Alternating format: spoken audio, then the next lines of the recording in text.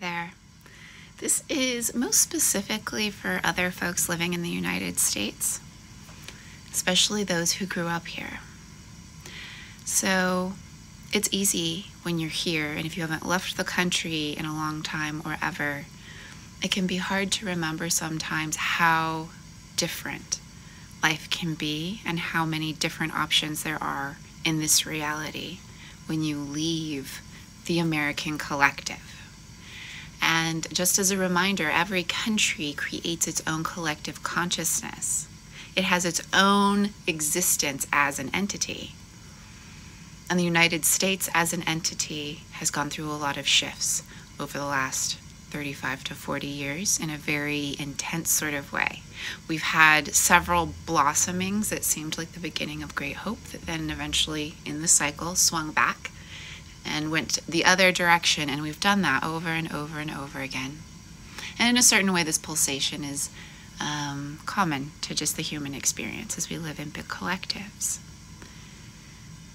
But as an entity, the United States, as we have known it, is very actively dying.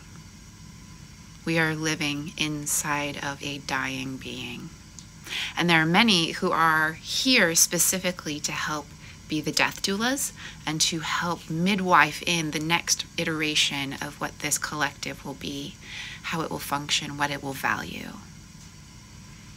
And this is a very, very, very long process. I'm not saying that, in 6 months we'll be flying a different flag or something like that.